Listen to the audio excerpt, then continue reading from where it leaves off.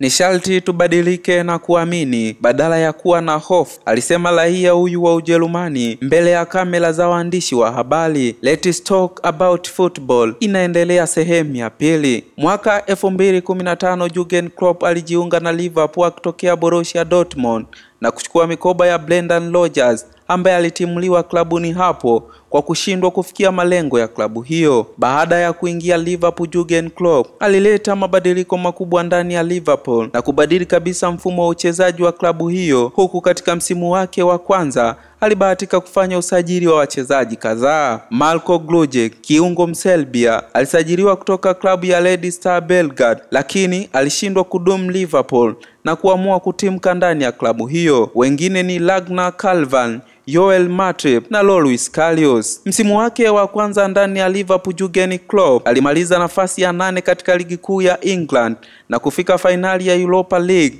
na kukubali kichapo cha magoli 3-1 kutoka kwa Sevilla. Msimu uliofuata kwa Klopp ndani ya Liverpool tena alifanikiwa kumaliza nafasi ya 4 kwenye ligi kuu na kuipeleka Liverpool kwenye michuano ya Ulaya, yani UEFA Champions League. Katika misimu yake miwili ya mwanzo ndani ya Liverpool, Jurgen Klopp aliingiza mfumo mpya wa uchezaji ndani ya kikosi chake na mara nyingi alitumia mfumo wa 4-3-3, yani 4-3-3, huku Sadio Mane na Mohamed Salah wakitumika kama mawinga na Roberto Firmino akisimama kama mshambuliaji wa mwisho. Kilichobaki ilikuwa ni the start of past event, yani history, kwani Liverpool ya chuma hicho cha Kijerumani ilikuwa inatandaza soka safi, na msimu wa 2018 mchezaji wa klabu hiyo Mohamed Salah, raia wa Egypt, aliibuka kuwa mfungaji bora wa ligi kuu England akifunga mabao 32 akiwaacha Harry Kane wa Tottenham na Sergio Aguero wa Manchester City. Huko kwenye michuano ya Ulaya napo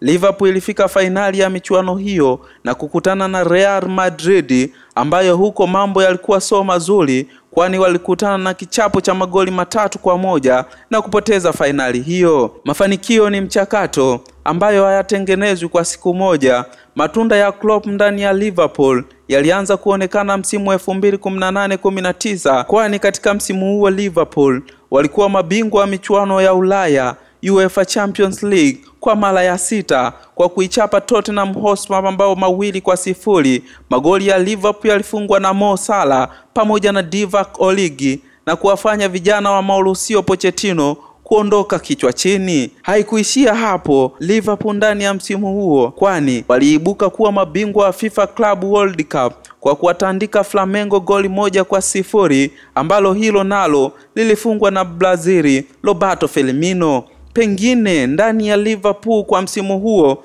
unaweza ukawa bora kwa Klopp na timu yake, japokuwa walishindwa kutoa taji la ligi kuu, ambapo huko walizidiwa alama 1 na mabingwa Manchester City. Baada ya miaka 30 kupita, ni Liverpool tena chini ya chuma hicho cha Kijerumani. Kwa msimu wa 2019-20 walitoa taji la ligi kuu England kwa kufanikiwa kukusanya alama 99 na kumwacha alama 18 Manchester City, ambaye alimaliza nafasi ya pili. Mbali na hayo mafanikio mengine Klopp aliyoyapata akiwa ndani ya Liverpool ni yeye kuwa kocha bora wa mwaka 2019 wa tuzo za FIFA, huku akichukua EFL, yani Carabao Cup 2020 na 2024, FA Cup 2022. Vitu vinaisha, watu wanabadilika, kumbukumbu zinabaki, ila kikubwa maisha yanasonga.